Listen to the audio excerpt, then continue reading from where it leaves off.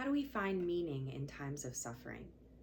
Our Parsha this week, Exodus, gives us some insight into that question. The Parsha begins the part of the Torah where the Jewish people are in exile.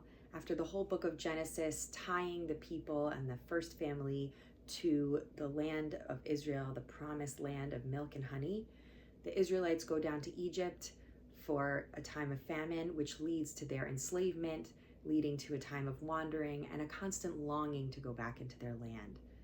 Our sages equate this exile or galut with the experience of suffering, that being in exile from something one dearly wishes for is suffering, and being in a time of suffering is like being in exile. And yet within that galut, there is also the possibility of Hitgalut, they say. Within galut or exile or suffering, there is Hitgalut, redemption, the possibility of revelation and joy. And yet it takes a certain kind of person, a certain kind of skill to be able to see that. The Sfat Emet, a Hasidic master from the 19th century, talks about people experiencing suffering on different levels. Some are so deep in it that they don't even quite realize that they're suffering. They just feel like the reality is what is around them and it's terrible. Other people are on another level where they understand suffering, but they don't have the insight to be able to see the possibility of redemption within it.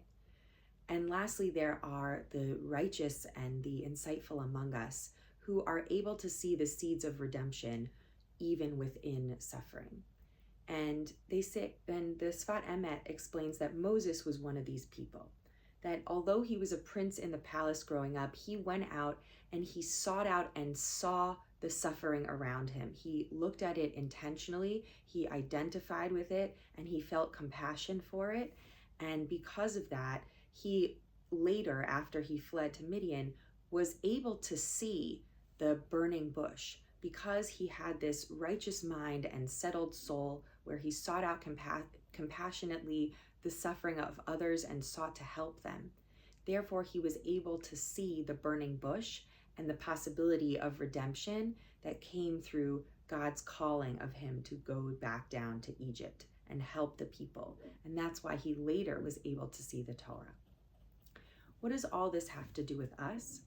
The Sfat Emet says there is always a seed of redemption and revelation, even within the darkest times of suffering. We just have to learn to see it. In thinking about this, I'm reminded of the incredible story of Elia Cohen and Ziv Abud that we heard last week here in Harrisburg. The story of the two who went to the Nova Music Festival and survived the horrible attacks of Hamas terrorists there.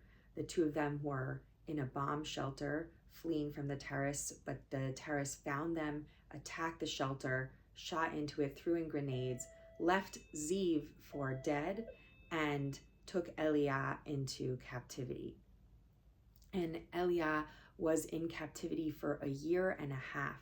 And during that time of terrible suffering, he was able to see the situation and the seeds of hope that were within it.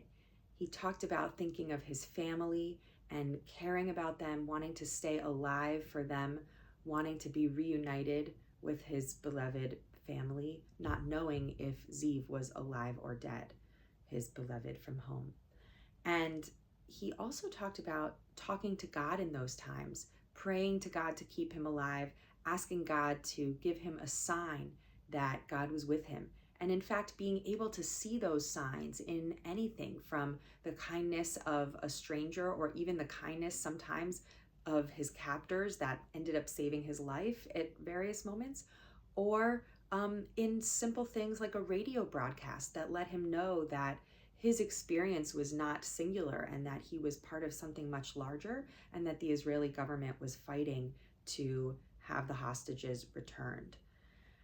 And so by being able to see the possibilities of redemption, even in his deep, great suffering, Elia was able to help other hostages who he met who were in a much deeper place and unable to see hopefulness. And he was able to sustain himself so that he was able to continue even through the most difficult times of starvation and desperation, so that he was able to survive and see the day when he was returned to his beloved Ziv, who had been finding her own meaning by advocating constantly for Eliah's release. And so each of us in our own experience of suffering, whether it's as individuals, perhaps with illness or grief or other difficulties, or as a people, the times of trauma and difficulty that we're experiencing as a Jewish people right now, or as an American people across the world, each of us has the possibility to identify suffering that's going on, show compassion for others, and in doing that, find the seeds of hope and redemption and revelation that can keep us going and sustain us until we come through our darkest periods. The Sfat Emet says that every experience of suffering has the possibility of being redeemed. And we don't all naturally feel that, but we can seek it out. And if we do feel that, we are called to help others see seeds of hope in their suffering.